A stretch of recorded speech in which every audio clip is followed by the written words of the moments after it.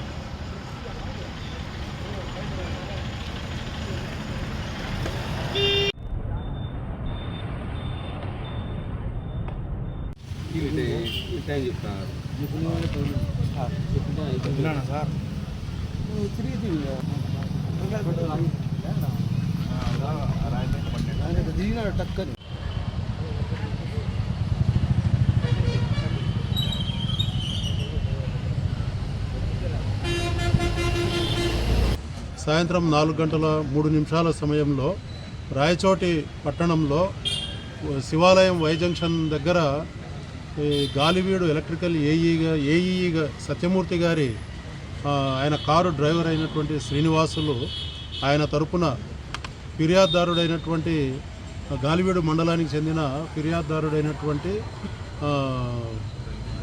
నాగేశ్వర ఎర్రయ్య గారి నాగేశ్వర అనే రైతు తన పొలంలో ట్రాన్స్ఫార్మర్స్ కొరకు కరెంట్ కనెక్షన్ ఇచ్చి ట్రాన్స్ఫార్మర్స్ను ఏర్పాటు చేయ నిమిత్తము ఆయన పెట్టుకున్న అర్జీ మీద ట్రాన్స్ఫార్మర్ను ట్రాన్స్ఫర్ చేసి ఎస్టాబ్లిష్ చేసి కరెంటు కనెక్షన్ ఇచ్చి ఆయనకు ఏర్పాటు చేయడానికి కోసము ఆయన తమ్మునికి సంబంధించిన పొలాలకు 15,000 లంచం డిమాండ్ చేసి ఆయన తన కారు డ్రైవర్ అయినటువంటి శ్రీనివాసుల ద్వారా లంచం తీసుకుంటూ ఉండగా మొదట శ్రీనివాసులను అరెస్ట్ చేయడం జరిగింది. శ్రీనివాసుల దగ్గర 15,000 రూపాయలు లంచం ఆయన ప్యాంట్ జోబులో నుంచి రికవర్ చేయడం జరిగింది. తర్వాత ఏఈ గారిని కూడా ఆయన ఆఫీస్ అయినటువంటి గాలివీడు రోడ్లో ఉన్నటువంటి ఎస్పీఎం ఆఫీస్ నందు ఏఈ గారిని కూడా సత్యమూర్తి గారిని కూడా ఈరోజు అరెస్ట్ చేయడం జరిగింది.